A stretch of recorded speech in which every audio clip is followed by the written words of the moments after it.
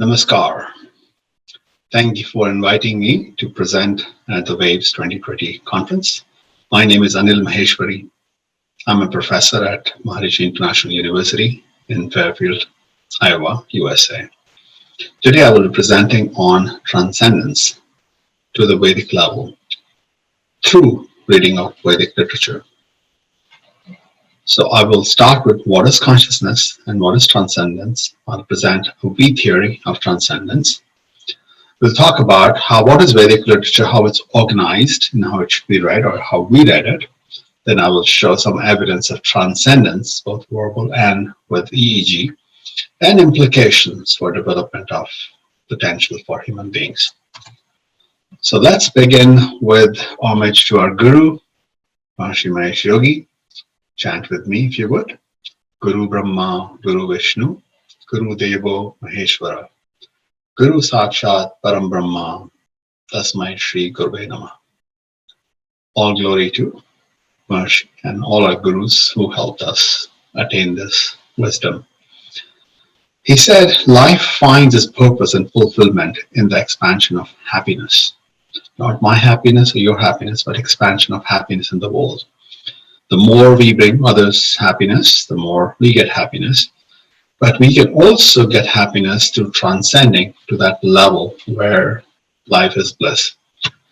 He said, and I quote, long quote, I'll read aloud, the crucial mistake that has dogged mankind for countless centuries is the loss of understanding of the primary importance of the field of pure consciousness, means pure awareness, unbounded by anything.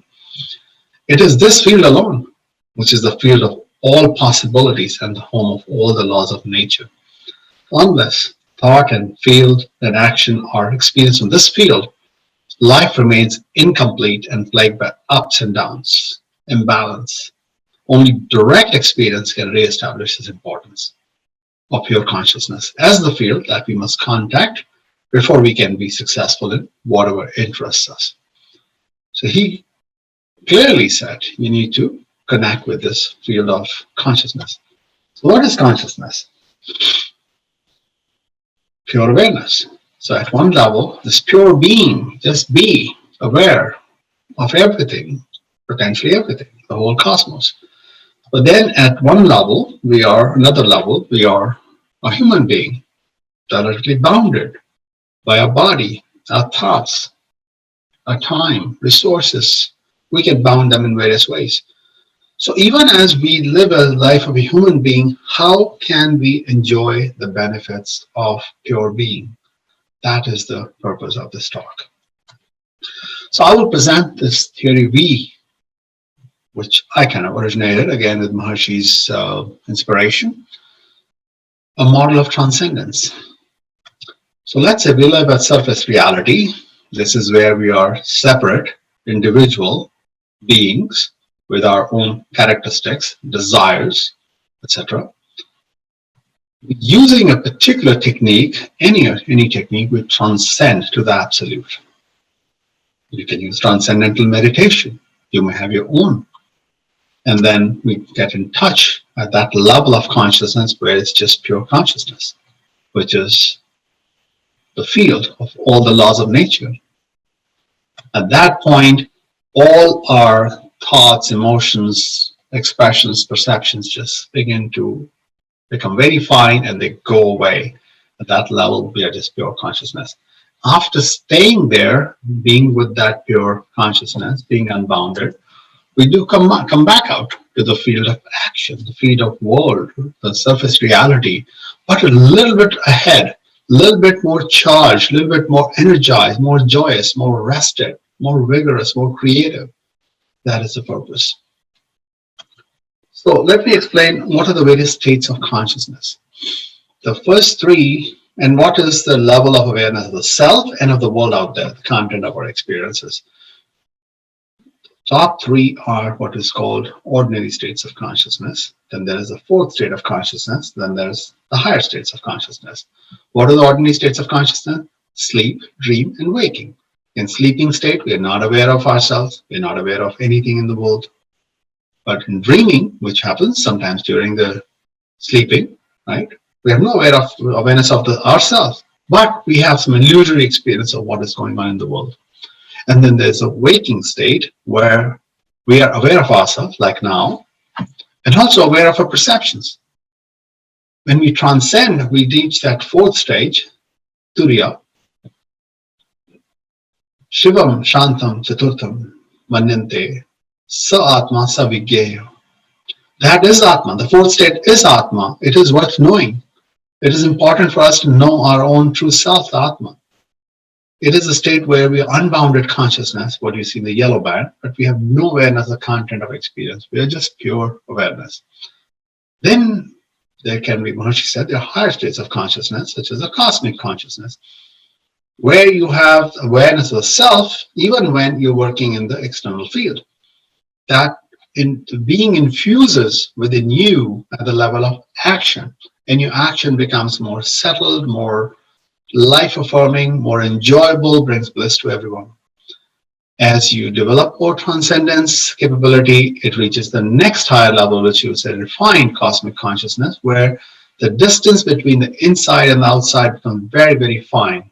Your perception becomes very fine. And then you can reach the seventh state of consciousness, unity state of consciousness, or Brahman state of consciousness, the same state of unity, where Aham Brahmasmi, Tattvamasi, where we are one with the universe. You are one with the universe. There is no difference between you and the universe. I'm aware of myself, the true self, and the rest of the world is also just fluctuations of that field of oneness. So let's move to the next part, which is Vedic literature. We talked of transcendence consciousness, and let's look at Veda. What is Veda?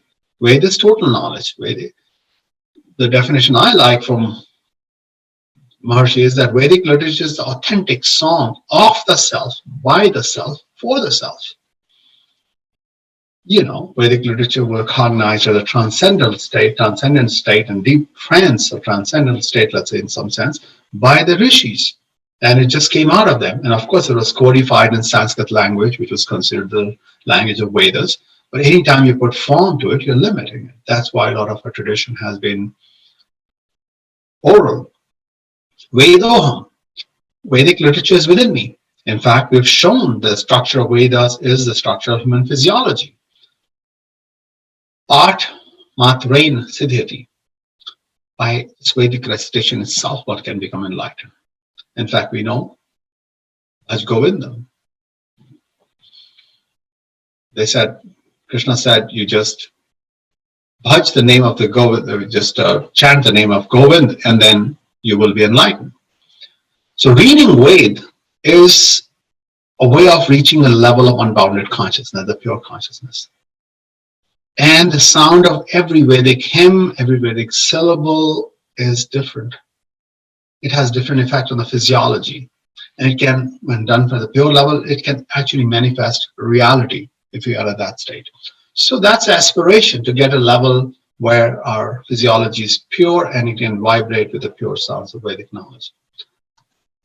What is Vedic literature? You all know those many branches, but Maharishi, Maheshwari organized it as 40 branches and along 3 pillars of knower, process of knowing, and the known.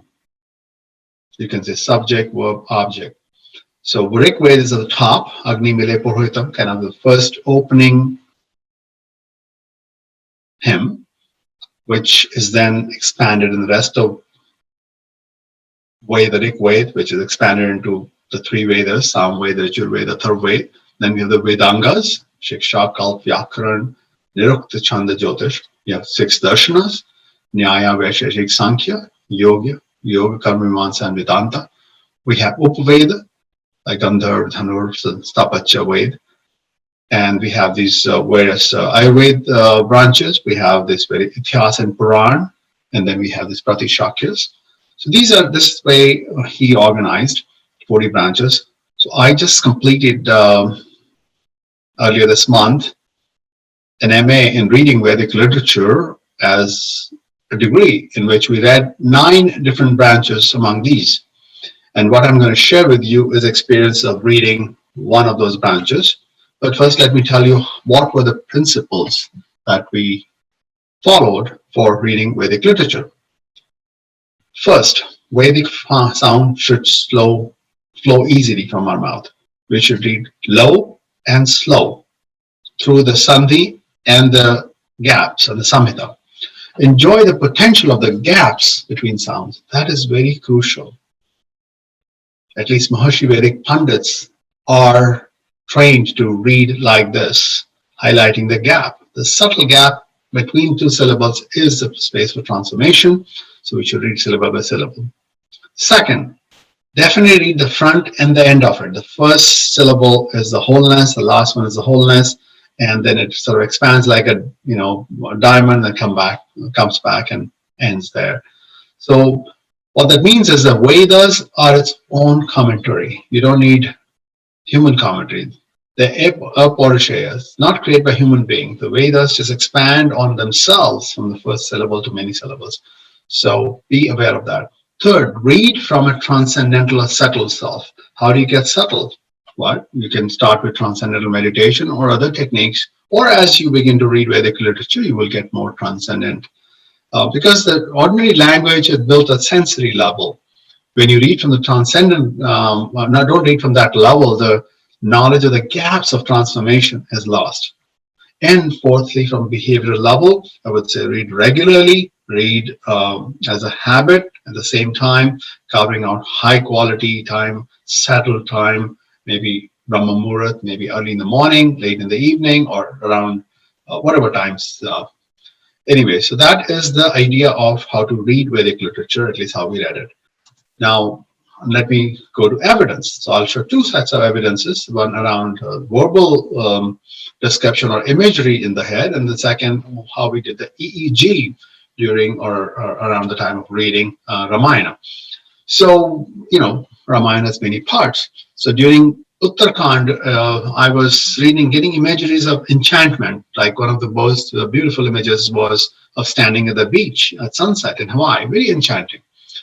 During the Balkhand, it's this whole idea of a transformation, a tall, soft plastic tunnel turning towards the sun into the sky.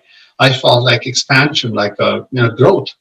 And during the Ayodhya Kand, it was very blissful. I got the feeling of being a bright, sunny saffron flag, pulley to the top of my crown of the head, a sense of tingling on my crown chakra or crown of my head. I felt feeling of expansion like Ashwamedh Yagya, the birds flying, and a sense of invincibility rising like a kavach. So it was like feeling secure and expanding. What a joy to read Ayodhya. No wonder people like to read Ramayana.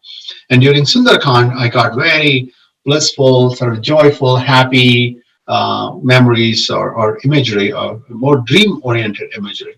So anyway, these are kind of my feelings, and everybody else reported different experiences based on their physiology and their experience with it, and what they were at that particular state of consciousness. But now let me shift to a more empirical evidence, again very anecdotal from one person. So here is the EEG map of reading upon reading Vedic Ramayana. While we're reading, this is the average level of our brain integration. The way to read it is that the points are, let's say, about 32 points of measurement of electrical signal on our skull. So we wear a cap in which the electrodes would measure the electrical activity. And then what you see is the various different frequency bands going from the smallest to highest bands. And then we focus on alpha 1 band, which has been shown to be the signature of transcendence. Alpha 2 is more focused on mindfulness, and then the other on the left is more sleeping, and the later is more focused activity. But in any case, let's focus on the alpha 1 band, and you see there's a lot of brain integration. I was really surprised.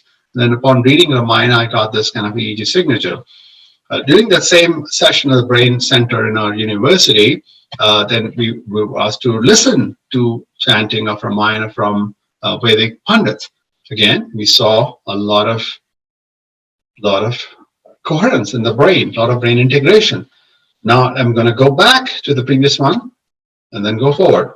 If you see that, you just focus on the thing under the red signal, red circle. You will see during reading is even more coherence than listening to Ramayana.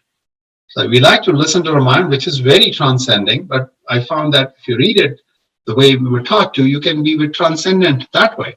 It can develop your connection to the absolute field of absolute consciousness. And this also, the third measurement during the same session was after finishing the reading, then we did TM, and then, or was it we did TM before? But this is how our TM, even after TM, we were feeling like this. There's some level of integration, but sort of we were just aware of ourselves at this point. Maybe it was TM was done before or after, I forget. The point is that during TM, it was not so coherent, but going back during reading and listening, this is reading, this is listening, and this is after TM. So look at that. You can transcend on reading Vedic literature. Isn't that amazing if we read it the right way? What is the summary? Summary is that development of consciousness is key to development of full potential and achieving bliss and happiness in life. That's what Maharishi said. And that capability has to be revived.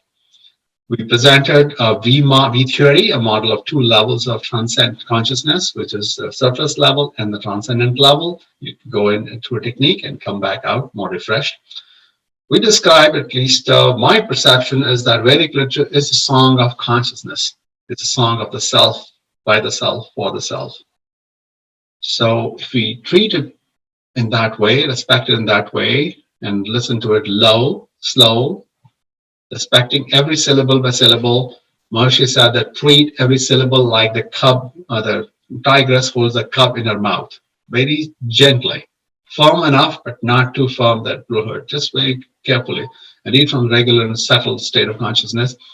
And then I showed that EEG evidence shows that Vedic literature, reading Vedic literature or writing, listening can bring higher brain integration, which is associated with creativity and well-being through other research we've shown.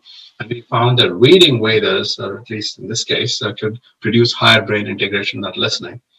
So this is the joy of reading Vedic literature, and I'm glad I could share this experience. More research is ongoing, and we will be able to find across dozens of students, across dozens of, or several sessions of reading Vedic literature, and that research would come out whenever it comes out. So thank you very much, and I would be glad to take questions.